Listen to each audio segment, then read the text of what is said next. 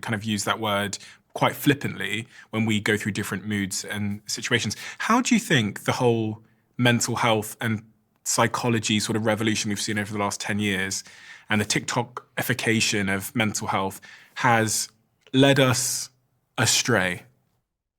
So I think there are some things that are good about it and some things that are problematic. So I think the really good thing about it is that there is a lot more awareness of mental health.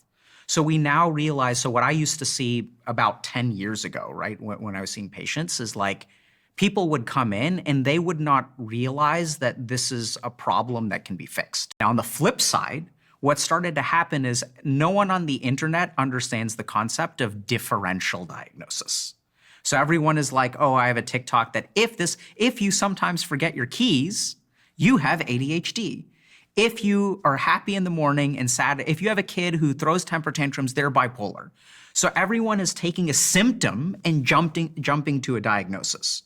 Whereas like literally half of what we learn in med school and what we do as doctors is everyone thinks it's about treatment. It's about differential diagnosis. It's about understanding that if you lose your keys, there are all kinds of reasons for that. If you have difficulty getting out of bed, maybe it's depression, maybe it's trauma, maybe it's ADHD, maybe it's anemia, maybe it's obstructive sleep apnea.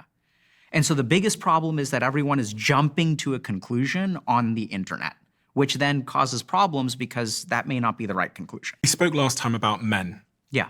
And there was a lot of discussion around just this wild difference between how men are feeling in the world and how they're being understood in the world versus women.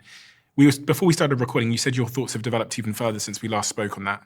Yeah, so I think there are a couple things to understand. So the first is that if you're a man who's struggling in the world today, we as men assume that if we're struggling, we need to fix something on the outside, right? So if I am not making enough money, the answer to that is to get some additional certification or become more productive, maybe use some kind of supplement.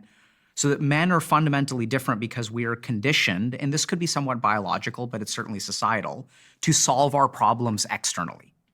But the one overwhelming thing that I've learned about men is that, you know, if you're a man who wants to get better, 90% of what you need to do is not outside of you, it's actually inside of you.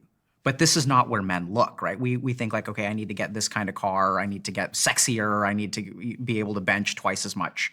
So we always look to things outside of ourselves.